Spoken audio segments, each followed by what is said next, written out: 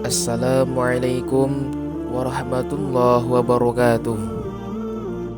Sahabat surat bercerita, syukur alhamdulillah pada kesempatan kali ini sahabat bercerita dapat menemani teman-teman sekalian dalam mengarungi kisah keislaman.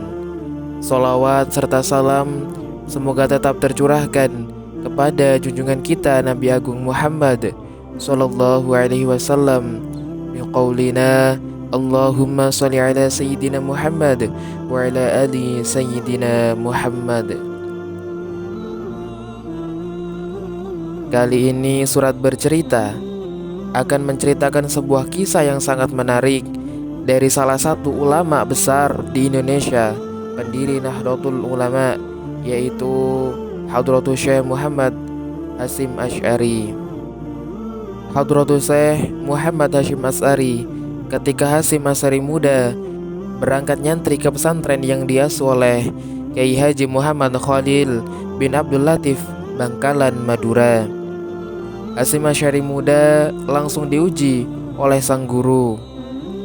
Pada waktu itu Hasyim Asy'ari muda disuruh naik ke atas pohon bambu, sementara Kiai Khalil terus mengawasinya dari bawah sembari memberi isyarat agar terus naik sampai ke pucuk pohon bambu tersebut.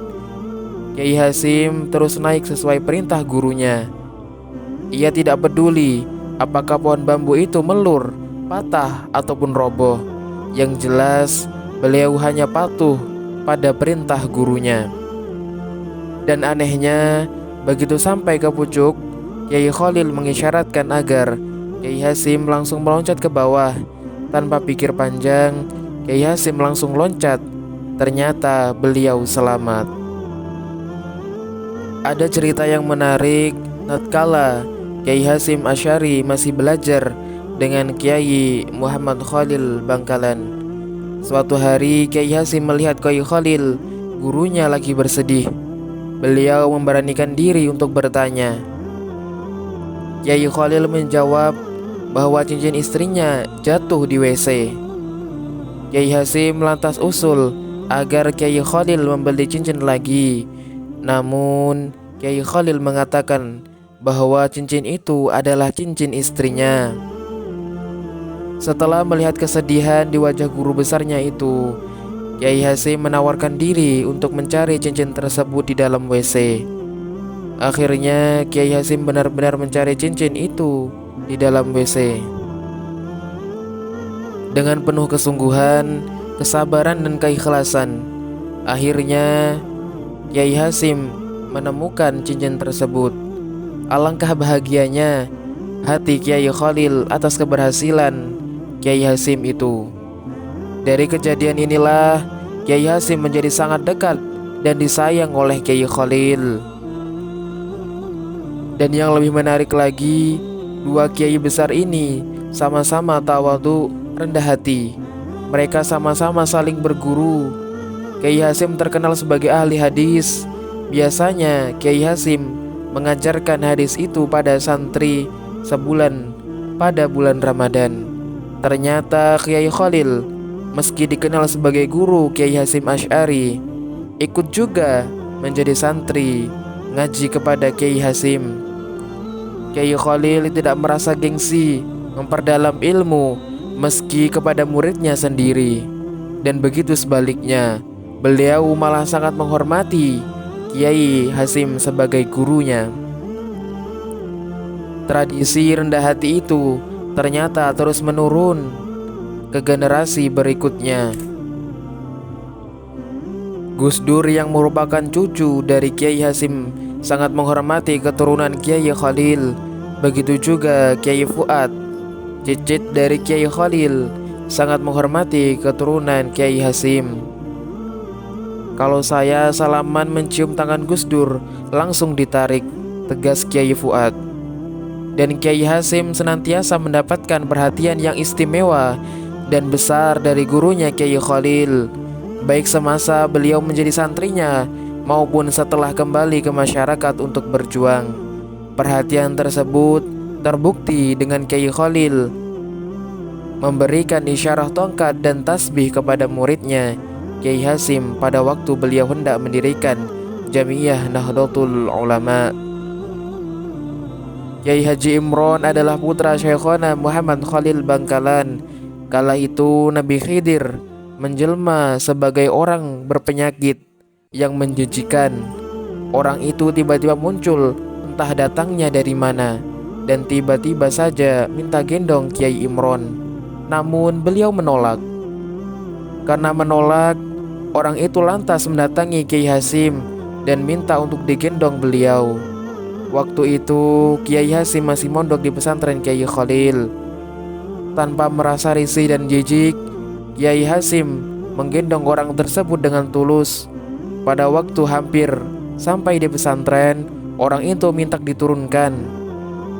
Orang tersebut kemudian berkata, "Sampaikan kepada Kiai Imron bahwasannya saya ini adalah Nabi Khidir." Setelah itu orang tersebut lenyap dari hadapan Kiai Hasim. Begitu kabar ini disampaikan, Kiai Imron terkejut. Ia menyesal telah menolak menggendong orang berpenyakit itu, yang tak lain adalah Nabi Khidir. Sejak itu kabarnya Kiai Imron bertekad untuk mencari Nabi Khidir. Ia terus mengembara untuk mencari Nabi Khidir sebagai bentuk rasa permohonan maaf dan penyesalan beliau. Semangat jihad Kiai Hasim Asy'ari terus berlanjut. Tepatnya pada tanggal 21 sampai 22 Oktober 1945, Kiai Hasim Asy'ari mengumpulkan wakil-wakil dari cabang Nahdlatul Ulama di seluruh Jawa dan Madura di Surabaya, dan pertemuan tersebut diputuskan bahwa melawan penjajah sebagai perang suci dan hukumnya fardhu ain. Saat ini populer istilah resolusi jihad. Setelah resolusi jihad dicetuskan, ribuan kiai dan santri bergerak ke Surabaya pada 10 November 1945, atau tepatnya 2 minggu setelah resolusi jihad dikumandangkan. Meletuslah peperangan sengit antara pasukan Inggris melawan tentara pribumi dan juga warga sipil yang cuman bersenjata bambu runcing. Konon ini adalah perang terbesar sepanjang sejarah Nusantara. Menurut Kiai Haji Wahab Hasbullah, prinsip hidup Kiai Hasim Asy'ari yaitu berjuang terus dengan tiada mengenal surut, lelah dan istirahat. Salah satu prinsip semangat juang Kiai Hasim didasari dari hadis Rasulullah, yaitu, "Demi Allah, jika mereka kuasa meletakkan matahari di tangan kananku dan bulan di tangan kiriku dengan tujuan agar aku berhenti dalam berjuang, aku tidak akan mau menerimanya, bahkan nyawa taruhannya." Terkadang kita sering terpesona oleh kekeramatan, kehebatan, dan kesaktian beberapa ulama atau kiai tertentu. Contohnya seperti kisah jika ada kiai yang bisa mendatangkan rezeki secara tiba-tiba, bisa berada di satu tempat yang sangat jauh dalam sekejap mata, bisa juga berada dalam suatu tempat yang berbeda secara bersamaan, mengetahui akan kejadian masa lalu dan juga mengetahui kejadian-kejadian yang akan terjadi, bisa terbang, mampu berjalan di atas air, dan masih banyak lagi lainnya. Itu membuat kita terkagum-kagum, padahal semua itu tiada mustahil dan sangatlah mudah bagi Allah Subhanahu wa ta'ala. Kalaulah kita lihat putra beliau, Kiai Haji Abdullah Wahid Hasim, dalam usia yang sangat muda, sekitar 30 tahunan, sudah menjadi ulama besar, pejuang, dan negarawan, tokoh nasional dan internasional, dan juga menjadi pahlawan nasional. Beliau sangat disegani dan dihormati. Kiai Haji Abdullah Wahid Hasim meninggal dalam usia yang sangat muda, yaitu di usia 39 tahun. Mungkin karena sangat sayangnya Allah kepada beliau, sehingga dia di dalam usia yang masih sangat muda, Allah memanggil untuk menghadap keharibaannya. Wallahu a'lam. masih belum ada sampai saat ini tokoh ulama kiai di Indonesia yang usianya sangat muda, sekitar 30 tahunan, sudah menjadi ulama besar sekaligus tokoh nasional dan internasional, kecuali hanya beliau sendiri, Kiai Haji Abdullah Wahid Hasyim. Rata-rata kebanyakan yang menjadi tokoh ulama atau kiai besar di Indonesia jika usianya sudah mencapai hampir 60 tahunan. Kiai Haji Abdurrahman Wahid atau yang sering kita kenal sebagai Gus Dur adalah seorang ulama besar, seniman dan juga negarawan sejati. Sebagian besar orang-orang solihin mengatakan jikalau Gus Dur ini adalah waliullah karena memiliki banyak kelebihan dan kemampuan luar biasa. Itu baru anak dan cucunya, apalagi kakeknya, Hadratus Syekh Muhammad Hasyim Asy'ari. Bahkan guru beliau sendiri, Kiai Haji Muhammad Khalil Bangkalan, yang banyak ulama mengatakan jika beliau itu adalah kutubul aqtabnya tanah Jawa, sangat menghormati beliau, Kiai Muhammad Hasyim Asy'ari. Apabila Syekh Muhammad Khalil Bangkalan terkenal dengan sebutan Syekhona Waliullah, maka Kiai Muhammad Hasyim Asy'ari mendapat gelar Hadratus Syekh yang artinya Maha Guru atau Tuan Guru yang mulia. Gelar ini mutlak diberikan kepada Kiai Hasyim sebab hampir seluruh ulama tanah Jawa juga pernah berguru kepada beliau. Beliau juga satu-satunya yang mendapat gelar Raisul Akbar di organisasi Nahdlatul Ulama, organisasi Islam terbesar di Indonesia, bahkan terbesar seantero jagat ini. Meski beliau menyandang banyak gelar seperti yang dituliskan dalam takdris atas kitab Sirajul Thalibin karya Kiai Ihsan Jampes, hal ini tidak menjadikan sombong. Beliau tidak pernah menyebutkan gelar itu sama sekali. Padahal beliau adalah orang yang paling pas untuk mendapat gelar tersebut. Terbukti pada manuskrip asli karya-karya beliau. Di sana tidak ditemukan embel-embel yang menyertai nama beliau seperti Kiai, Haji, Syekh, Alim, apalagi Al-Alamah atau Al-Arif Billah. Akan tetapi beliau lebih memilih embel-embel yang bersifat merendahkan. Beliau selalu menulis kata-kata fakir, al-hakir sebelum namanya disebut. Inilah salah satu sifat tawadu yang beliau miliki. Bagaimanapun hebatnya manusia hidup di dunia, pasti maut akan menjemputnya.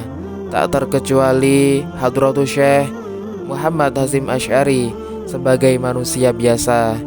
Beliau dipanggil oleh Allah Subhanahu wa taala untuk selama-lamanya pada malam bulan Ramadan, tepatnya tanggal 3 Ramadan 1366 Hijriah atau 21 Juli 1947 Masehi, sehingga tepat pada pukul 3 dini hari, innalillahi wa inna ilaihi raji'un, besar pun terjadi. Ulama yang paling disegani seantero jazirah Islam kala itu telah menghadap ilahi Rabbi dengan damai dan sentosa. Meskipun semua masyarakat tahu tanggal wafatnya Hadratus Syekh Muhammad Hasyim Asy'ari, namun karena wasiatnya beliau tidak ingin dikhauli atau diperingati setiap tahunnya. Dan makam atau kuburan beliau sangat sederhana, tiada bedanya dengan makam-makam pada umumnya. Subhanallah, sungguh luar biasa. Kepergian Hadratus Syekh Muhammad Hasyim Asy'ari bukan hanya membawa kesedihan untuk umat Islam di Indonesia, di negara luar pun ikut berduka.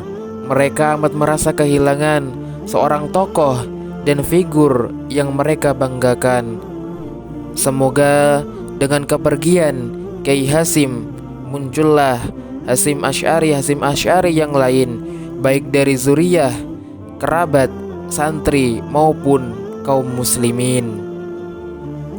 Semoga dari cerita Kiai Hasyim Asy'ari ini kita semua dapat mengambil hikmah dan keteladanan dari sifat tawadhu beliau kepada gurunya, yaitu Syekhona Khalil Bangkalan. Semoga kita semua dapat mengamalkan ajaran-ajaran beliau yang telah beliau sampaikan kepada kita semua. Amin amin ya rabbal alamin. Demikianlah kisah seputar Kiai besar Kiai Haji Hasyim Asy'ari, dan semoga kita semua dapat mengambil poin-poin penting dari cerita beliau. Sekian, wassalamualaikum warahmatullahi wabarakatuh.